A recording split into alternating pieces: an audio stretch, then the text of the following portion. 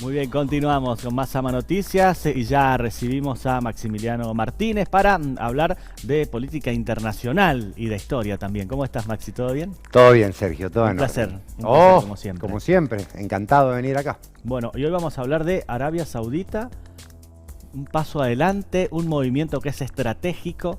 Casi Contanos un una poco. jugada de ajedrez. Y que tiene que ver con el petróleo. La energía es riqueza. La riqueza es poder. Y hoy en día la economía es el poder que maneja el mundo. Intentar subir el precio del barril de crudo a $80 estando a $76, prácticamente puede mover, llamémoslo coloquialmente, el avispero de la economía mundial. Es impresionante además tener ese poderío y empezar a utilizarlo. ¿Por qué no antes o ya lo estaban utilizando de otra forma? Digo, de esta manera de intervenir en lo económico de manera más presente. La cuestión es entender no a Arabia Saudita como quien quiere subir el precio, sino a la Organización de los Países Productores de Petróleo, la OPEP, que busca justamente unirse en esta cruzada para la subida del crudo.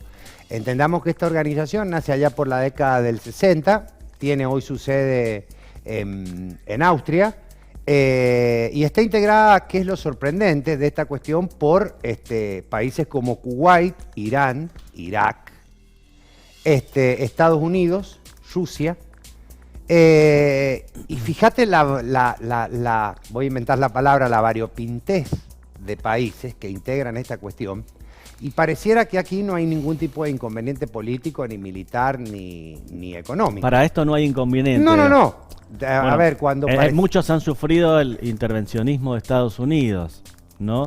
Pero hay otros que son antagónicos históricos, por lo que nombrás. Pero hay una crítica destructiva hacia Rusia y China, bueno, pero forman parte de esta cuestión. Vos fíjate de que nosotros cuando hablábamos de la ONU hablábamos del Consejo de Seguridad y este revólver nuclear que tenían. Y en una de los programas anteriores hablamos de los países de la nueva Guerra Fría y esta cuestión de lo simbólico de lo energético. Y cómo acá podemos vincular esta cuestión de la energía como un factor de poder que puede mover prácticamente al mundo. A partir de ahí de que se estipula que quedan 47 años de petróleo. Bueno, ese número es importante, ¿no? Como para enmarcar también e imaginarnos si estos 47 años, digo, ligado a lo que observamos en el cambio climático y el cambio de utilización de algunas energías, si se va a utilizar ese recurso como una cuestión que va a finalizar o antes quizás ya tenga su reemplazo. Creo que es parte del análisis, ¿no? Sin lugar a dudas, porque justamente esta Organización de Países Productores de Petróleo se divide en dos grandes sectores, ¿está bien? Los países que producen petróleo y los países que tienen petróleo de forma potencial, ¿está bien? Nosotros hablamos de los 47 años de petróleo que quedan del petróleo que nosotros conocemos dentro del imaginario colectivo, ese líquido negro, pesado, viscoso, que se extrae acá cerca de San Juan en Luján de Cuyo. Pero hay reservas de petróleo, como por ejemplo Vaca Muerta o Venezuela, que son los mayores países productores potenciales de petróleo del mundo. Vos partís de esta cuestión. Argentina hoy está en el puesto número 4 de estos países que tienen reservas petroleras que pueden subir esa cuestión de esos 47 años a mucho más tiempo. El problema es que la cuestión que radica aquí es que extraer ese petróleo y producirlo es extremadamente complejo. Partamos de una cuestión. El petróleo se descubre en el mundo en 1859, en Pensilvania, lo descubre un tal Drake, de una empresa de aceite, buscando agua sin querer, de la misma forma que pasa acá en la Argentina cuando se descubre en 1908-9 en Comodoro Rivadavia, que buscaban agua y terminan descubriendo petróleo. El petróleo como tal, junto a la electricidad, han generado la segunda revolución industrial, ¿está bien? La primera revolución industrial es la de 1750 del vapor, Inglaterra, la producción en serie, la maquinación del sistema productivo, la división internacional del trabajo, pero esta segunda revolución industrial potencia aún más esta cuestión de la industrialización, porque permite que se generen nuevos modos y formas de producción, como la cuestión del Fordismo y el Taylorismo. O sea que fíjate que desde el petróleo cómo se van desprendiendo un montón de cuestiones. Si vos lo ves también, el petróleo hoy es prácticamente el oro negro, como se le dice, y uno de los principales materiales de los cuales el mundo depende. Yo justamente cuando preparaba esta cuestión y la pensaba y leía a un autor alemán, Willesmann, él decía: sentémonos en la puerta de nuestras casas y observemos todo nuestro alrededor. Y veamos qué pasaría si de un día para el otro no hubiese petróleo. Por eso hay una palabra clave en todo esto que es transición, ¿no? Que se utiliza mucho con el tema energético.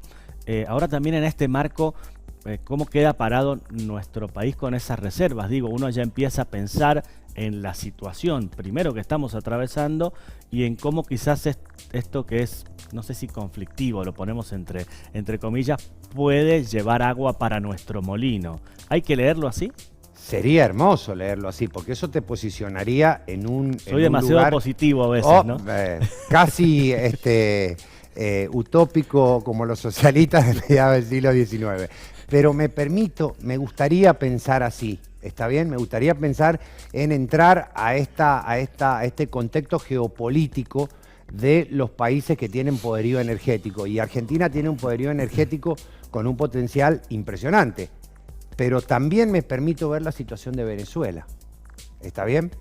Me permito ver esta cuestión que Venezuela viene pasando desde hace muchísimo tiempo, porque uno ve la cuestión manifiesta que ha sido estos regímenes autocráticos que han atravesado a Venezuela. Pero Venezuela es uno de esos países fundadores de la OEP, ¿está bien? En la década del 60 Venezuela barajaba directamente la cuestión del petróleo.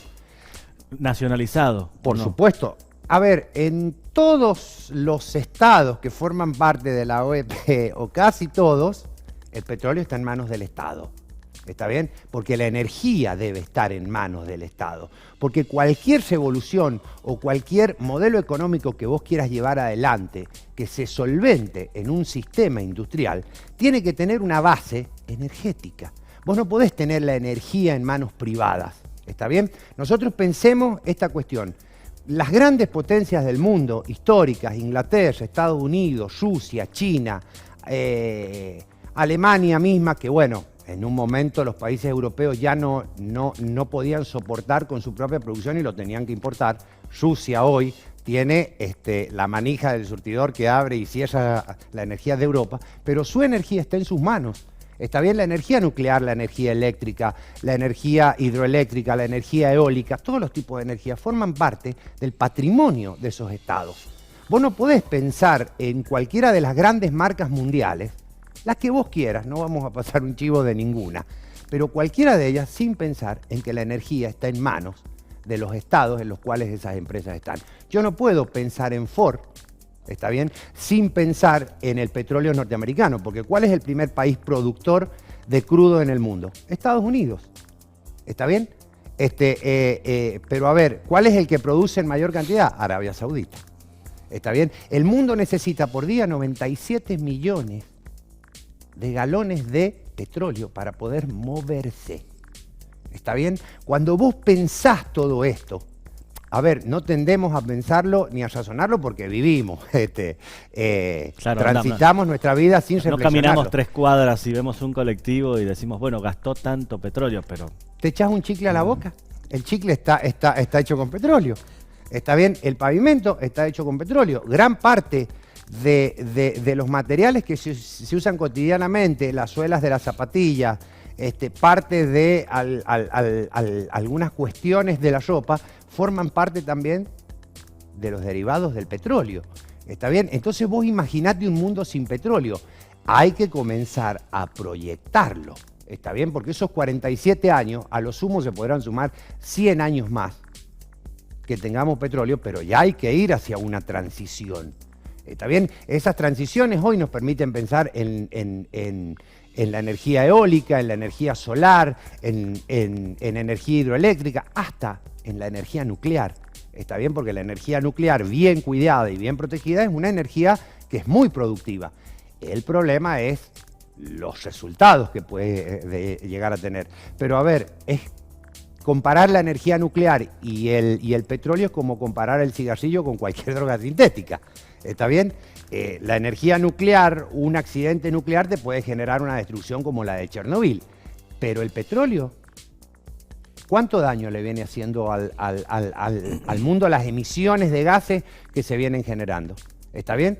Es como el cigarrillo y cualquier otro tipo de droga. Entonces hay que ir pensando esta cuestión transitiva. Pero hoy, un salto cualitativo revolucionario, por eso justamente se usa el concepto de revolución. Está bien cuando hablamos de revoluciones tecnológicas, y pensar en esta revolución industrial de 1750, pero también pensar en revoluciones neolíticas de los seres humanos, como cuando aprendimos a usar herramientas, o la cuestión de la domesticación de las plantas o el descubrimiento del fuego, que es una cuestión transitiva, y pensando en lo que plantea Tomás Kuhn de esta cuestión de los paradigmas, se ha ido dando históricamente a través del tiempo y ha generado cambios. Yo creo que ningún inglés de mediados de 1750 se imaginaba que iba a aparecer un combustible como el petróleo. Y los petroleros de 1750 tampoco proyectaban que en 1960 se iba a descubrir la división de los átomos y eso a generar una revolución nuclear. Y tampoco ni la mente más berniana se podría imaginar lo que ha generado la revolución informática hoy en día. ¿Está bien? Por eso este proceso de revolución y de salto, pero como seres humanos reflexivos y con un marco teórico conceptual mucho más profundo que el que tenían nuestros antepasados, yo creo que se tiene que pensar en esta cuestión transitiva de este tipo de combustible hacia otros que sean más limpios y que tengan la misma cantidad productiva para poder generar el movimiento del mundo. Cierro con una cuestión. Un autor italiano decía de que puede desaparecer el mundo, pero el capitalismo jamás lo hará. Aquí me permito pensar de que aquí puede haber un quiebre, ¿sí? Porque sin petróleo el mundo no se mueve. Demostrado quedó con lo que ha generado Rusia con la guerra en Ucrania y lo que ha generado en Europa actualmente. Fantástico. Yo quería agregar una sola pregunta, ¿no?, a esta clase magistral de Maxi, que tiene que ver con si esto es parte, lo incorporamos, creo que lo dijiste al comienzo, pero está dentro de esta mirada de Guerra Fría que podría llegar a ser, o que podría producirse, o que se está produciendo. Cualquier movimiento que hoy hagas desde el punto de vista económico, y que impacte en el mundo, va a impactar sobre alguna potencia. ¿Está bien? La cuestión es que yo me permito pensar aquí que dentro de esta cuestión de la energía están todas las potencias que están en contra. ¿Está bien? Entonces, atentar contra el precio del petróleo va a atentar contra Estados Unidos, pero contra Rusia también, contra China también, contra Arabia Saudita también. Entonces aquí tiene que haber algún tipo de control, está bien, que regule o que las autorregule a estas potencias que teóricamente manejan el mundo. La energía las amontona sería, ¿no?, la frase. En vez del viento, la energía, el petróleo los amontona viscosamente. Mirá quién pudiera llegar a pensar que los dinosaurios llegaran a generar esta cuestión. Maxi, un placer, muchas gracias. No, por favor, a sus Como órdenes siempre. Y un placer siempre venir acá.